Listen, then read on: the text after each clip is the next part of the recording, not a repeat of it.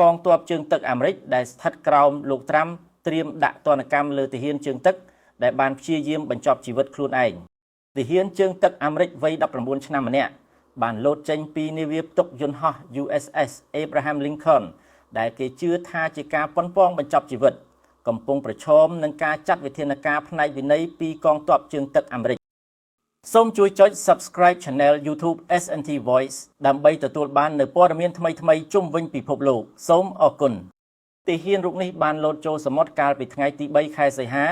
បន្ទាប់ពីបានផ្ញើសារទៅកាន់ភរិយារបស់ខ្លួនដោយបង្ហាញពីភាពអស់កម្លាំងនិងសម្ពាធផ្លូវចិត្តដែលបណ្ដាលមកពីការបំពេញបេសកកម្មនៅលើនាវាអស់រយៈពេលយូរ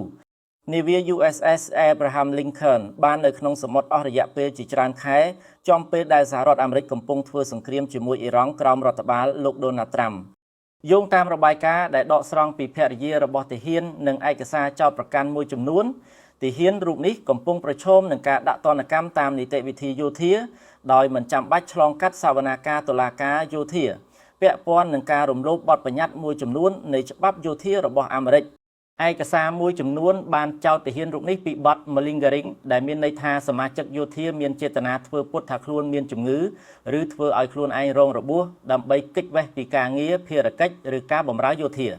ទាហានរូបនេះក៏រងការចោទប្រកាន់ពីការរំលោភមាត្រា86នៃ UCMJ ដែលពាក់ព័ន្ធនឹងការអវត្តមានពីកន្លែងបំពេញភារកិច្ចដោយគ្មានការអនុញ្ញាតភរិយារបស់ទាហានរូបនេះដែលមានកូនប្រុសអាយុ3ឆ្នាំម្នាក់និងកូនស្រីដែលទើបកើតជាមួយគ្នាបាននិយាយថាខ្ញុំគិតថាពួកគេឈួតហើយដែលធ្វើបែបនេះចំពោះមនុស្សកំពុងមានបញ្ហាផ្លូវចិត្តជំនួសឲ្យការផ្ដល់ជំនួយវាបែរជាបង្កើនសម្ពាធកាន់តែខ្លាំងទៅលើពួកគេទាហានរូបនេះគឺជាម្នាក់ក្នុងចំណោមទាហានជាច្រើនអ្នកនៅលើនាវា USS Lincoln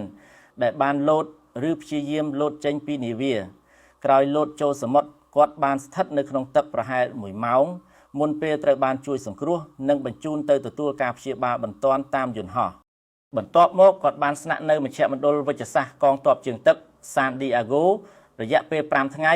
ហើយត្រូវបានប្រាប់ឲ្យត្រឡប់ទៅធ្វើការភ្លាមបន្ទាប់ពីចេញពីមន្ទីរពេទ្យមុនពេលលោតចេញពីនាវាទាហានរូបនេះក៏បានស្នើសុំការឈប់សម្រាកដើម្បីនៅជាមួយកូនជាច្រើនដងប៉ុន្តែត្រូវបានបដិសេធរាល់លើកភរិយារបស់គាត់ដែលមានអាយុ19ឆ្នាំដែរបាននិយាយថាគាត់ក៏ធ្លាប់ស្វែងរកជំនួយផ្នែកសុខភាពផ្លូវចិត្តពីមេបញ្ជាការនិងក្រុមវិទ្យាសាស្ត្រនៅលើនាវាប៉ុន្តែត្រូវបានមើលរំលង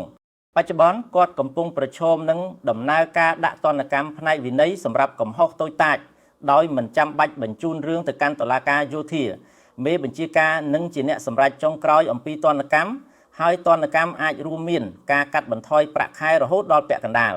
ក្នុងសារចុងក្រោយដែលគាត់បានផ្ញើទៅភរិយាមុនពេលលោតចូលសមុទ្រគាត់បាននិយាយថាខ្ញុំទ្រាំរស់នៅលើនាវានេះលែងបានទៀតហើយ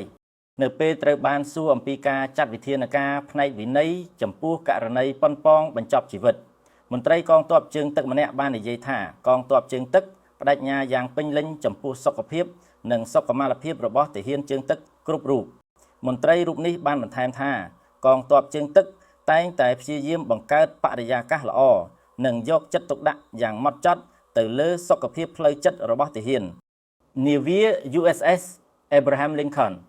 កំពុងធ្វើដំណើរត្រឡប់ទៅមូលដ្ឋានកងទ័ពជើងទឹកនៅ San Diego បន្ទាប់ពីបំពេញបេសកកម្មរយៈពេល9ខែ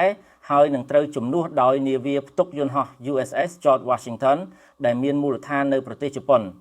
ការត្រឡប់មកវិញរបស់នាវានេះបានកើតឡើងបន្ទាប់ពីមានការព្រួយបារម្ភកាន់តែខ្លាំងអំពីសុខុមាលភាពនិងស្ថានភាពរស់នៅរបស់នាវិកប្រហែល 5000 នាក់និងកងម៉ារីនដែលបានបំពេញបេសកកម្មនៅលើនាវាសូមអរគុណសម្រាប់ការតាមដានទស្សនានៅវីដេអូនេះសន្យាថានឹងនាំមកនូវព័ត៌មានថ្មីៗនៅពេលក្រោយទៀត